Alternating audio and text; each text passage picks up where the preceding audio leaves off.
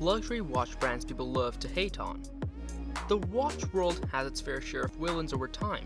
In the 1970s, Japanese quartz watches threatened to wipe out the entire Swiss watch industry and the exquisite craftsmanship it had attained. Then, in the 2000s came Hublot, who challenged what should be a suitable design and dimensions for a luxury watch. Now in the 2020s, there is a new villain, one who has grown strong enough in the previous decade to make us fundamentally reassess the pricing and attractiveness of luxury watches: Richard Mille. Welcome back to our YouTube channel. In this video, I will share 3 brands people love to hate: Hublot and Richard Mille. One of the grounds for a luxury brand dislike is negative stereotyping.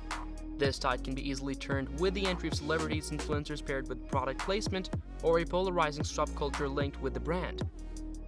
Few Burberry supporters, for example, would have been happy by the brand getting championed by English football hooligans in the 1990s. Similarly, suppose a watch brand's long-nurtured reputation of family values and traditions is suddenly overtaken by bust-down ensembles loaded with gaudy bling on a rapper's wrist. In that case, there's always the potential for collateral harm. Add the tendency of rapidly posting dismay campaigns on Instagram, and a brand can make some serious reevaluations before their next marketing campaign. Let's begin with Hublot. Hublot is a Swiss watch brand that was created in 1980. The French moniker translates to porthole, which is easy to comprehend when you examine their design language. In 2008, the luxury giant LVMH acquired Hublot, and a few years later, industry veteran Jean-Claude Bayer took charge of watchmaking for LVMH, supervising Hublot, Tag Heuer, and Zenith. Who uses this brand? The brand soared to fame through some creative marketing strategies and brand agreements with the likes of Jay-Z, Chelsea FC, and Dallas Cowboys and Ferrari. The brand has since become a go-to choice for rappers, athletes, and anyone searching for a readily identifiable status symbol. Iconic models. The Hublot Big Bang and Hublot Classic Fusion are the trademark models for this brand. Hublot continues experimenting with case materials like titanium, synthetic sapphire, and proprietary gold alloys. They also offer a range of clocks and timepieces with skeletonized dials, all of which fall under the slogan of "more is more." Why is Hublot so unpopular in the watch community? Okay, there's a lot of dissect here regarding brand perception. From a watch nerd standpoint, the prevailing feeling towards Hublot is not particularly kind. Many find them to be all flashy and no substance. It's a look-at-me brand featured in many rap songs, but not a lot of serious collections. The watches were popular in the early 2000s when the giant watch craze was at its peak. But Hublots haven't held the same relevance as other oversized timepieces like those from Panerai, Richard Mille, or the Royal Oak Offshore. That being said, if you're the kind of shopper who wants a lively watch for a night on the town, Hublot has you covered. Final verdict. Watch enthusiasts loathe Hublot because the company's image has matured into a brand everyone loves to despise. Watch collectors have completely solid reasons to despise the brand: the unoriginal, gimmicky designs, lack of attention to the quality of the parts, and price tag are all good reasons. But Hublot also tries to entice clients without actively working on developing their reputation or lineage with good quality watchmaking, which is why watch collectors despise the brand. Ultimately, this is only one view, and if you adore Hublot, there is nothing wrong with it. Moving on to Richard Mille. No brand has a more controversial effect on watch aficionados than the namesake business from Les Luxe in Switzerland. As a brand specializing in the six-figure area of the market, it is not only astonishing that Richard Mille has become a renowned name even among non-watch lovers, but also that everybody appears to have an opinion about them. Rather than having universal appeal like Rolex, they trigger powerful emotions that swing in both directions. Let's talk about RM001. RM joined the watch world with a striking piece. Their initial watch, the RM001, was by contrast to what we know of the brand new a modest piece that wouldn't stand out much. For its time, it was groundbreaking not only because it set the scene and vital components for one of the most important brands to come, but also because it shook the core concepts of watchmaking. The tornado shape of the casing was a head-scratcher.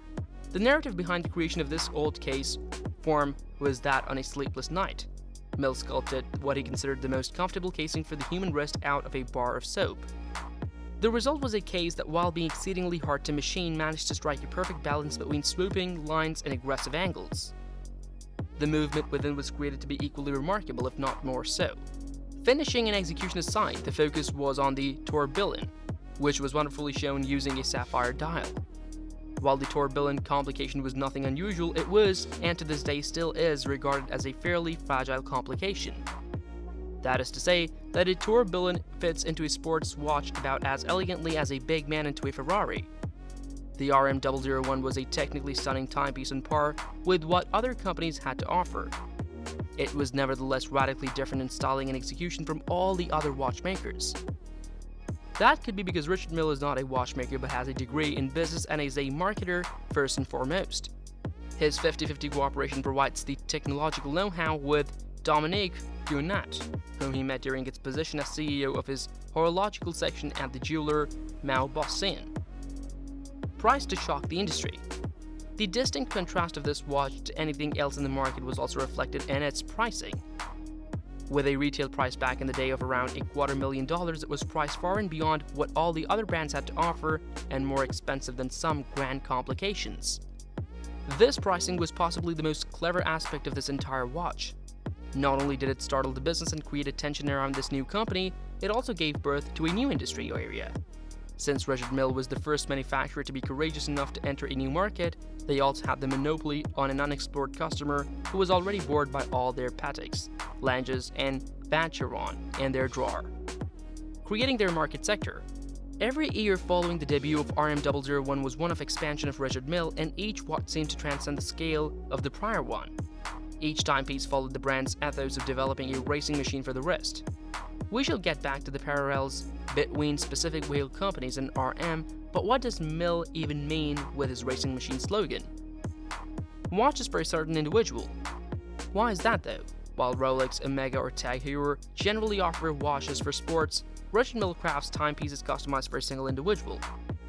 While one watch may represent your ideal picture of what someone should wear during a specific activity, the other depicts what you would want to wear. The outcome is a clock that fits your activities and joins you in a historic event. It reminds you of Mercedes Galitzzi and the original Rolex Oyster, doesn't it? Public perception. All of that is amazing, and I think it explains the effort and detail that makes people appreciate this brand so much. Why then is the public perception of them so bad? Wherever there is a comment area on the internet, there also seems to be an overwhelming majority of individuals shifting on their watches and everyone who likes them. The standard argument goes along the lines, there are candy machines down the road offering the same watch, and a Seiko SKX is a greater piece of craftsmanship. This phenomenon seems to be a specific one with timepieces. We appear to need a bad man who validates our purchases through means of contrast. If a Richard Mille is the exact opposite of my Steinhardt, I have to despise it, or else my watch would look horrible. Does it though? If you compare timepieces to cars, then Richard Mille is like Pagani, a crazy luxury piece that seems strange to most people. It is pricey work that is reasonable, but we still enjoy it. It is fantastic just for existing, and as a car nerd, I'm delighted that these kinds of cars are manufactured even though I will never buy one myself. I don't talk about how my Rusty's 90s limousine is practical in most of the city and a smooth ride on the Autobahn. I wouldn't do it because that's absolutely outside the issue. Why do we need a bad guy? Why do individuals feel the need to do this then with watches? Even if you do not like their designs, surely anybody who has little interest in watches can appreciate the innovation they bring to the table without feeling insecure about it. If you don't like it, fine, but why is there a need to villainize the brand and everything they do? If you're one of those folks babbling in the comments about your contempt for the brand, take a second and investigate why you genuinely dislike any watch brand. Where is the rage coming from? Do you need them to be the bad guy? That is all for this video. We will be back soon with another informative video. Don't forget to like and share this video. See you soon.